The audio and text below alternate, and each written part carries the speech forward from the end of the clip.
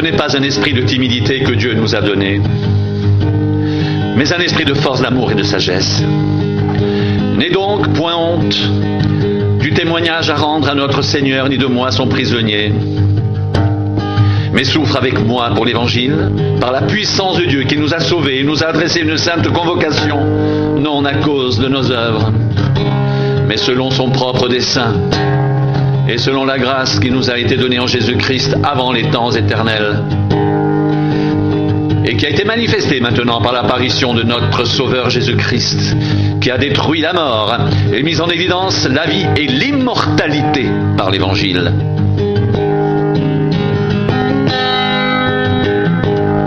C'est pour cet Évangile que j'ai été établi prédicateur et apôtre, chargé d'instruire les païens.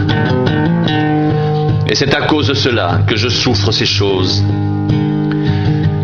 Mais je n'en ai point honte, car je sais en qui j'ai cru, et je suis persuadé qu'il a la puissance de garder mon dépôt jusqu'à ce jour-là.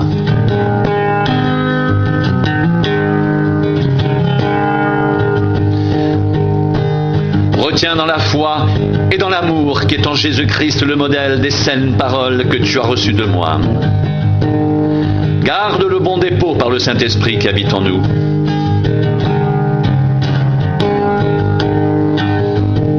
Toi donc, mon enfant, fortifie-toi dans la grâce qui est en Jésus-Christ. Et ce que tu as entendu de moi, en présence de beaucoup de témoins, confie-le à des hommes fidèles, qui soient capables de l'enseigner aussi à d'autres. Souffre avec moi comme un bon soldat de Jésus-Christ.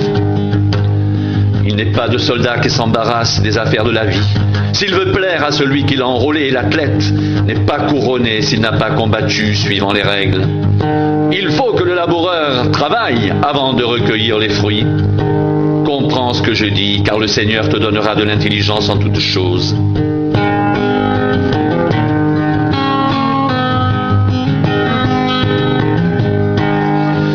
Souviens-toi de Jésus-Christ, issu de la postérité de David, ressuscité des morts selon mon évangile, pour lequel je souffre jusqu'à être lié comme un malfaiteur. Mais la parole de Dieu n'est pas liée. C'est pourquoi je supporte tout à cause des élus, afin qu'eux aussi obtiennent le salut qu'est en Jésus-Christ, avec la gloire éternelle. Cette parole est certaine. Si nous sommes morts avec lui, nous vivrons aussi avec lui.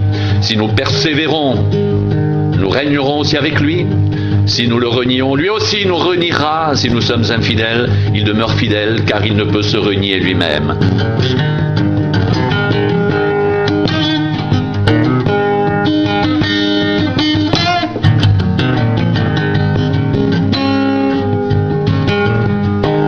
Rappelle ces choses en conjurant devant Dieu, qu'on évite les disputes de mots qui ne servent qu'à la ruine de ceux qui les écoutent. Efforce-toi de te présenter devant Dieu comme un homme éprouvé, un ouvrier qui n'a point à rougir, qui dispense droitement la parole de la vérité. Évite les discours vains et profanes, car ceux qui les tiennent avanceront toujours plus dans l'impiété, et leur parole rongera comme la gangrène. De ce nombre sont Hyménée et Philette, qui se sont détournés de la vérité, disant que la résurrection est déjà arrivée, et qui renversent la foi de quelques-uns.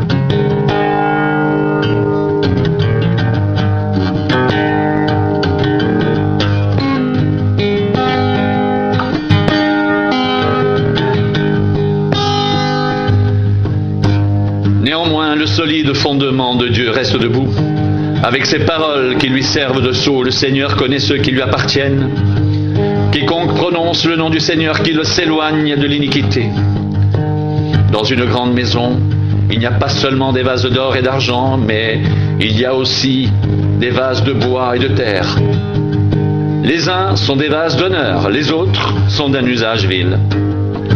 Si donc quelqu'un se conserve pur en s'abstenant de ces choses, il sera un vase d'honneur, sanctifié, utile à son maître, propre à toute bonne œuvre.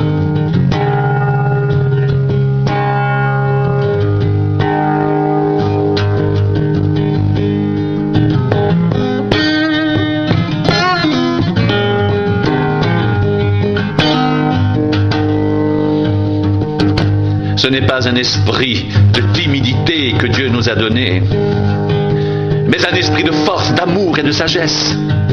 N'aie donc point honte du témoignage à rendre à notre Seigneur, ni de moi son prisonnier, mais souffre avec moi pour l'Évangile, par la puissance de Dieu qui nous a sauvés et nous a adressé une saine vocation, non à cause de nos œuvres, mais selon son propre dessein et selon la grâce qui nous a été donnée en Jésus-Christ, avant les temps éternels, et qui a été manifestée maintenant par l'apparition de notre Sauveur Jésus-Christ, qui a détruit la mort et mis en évidence la vie et l'immortalité par l'Évangile.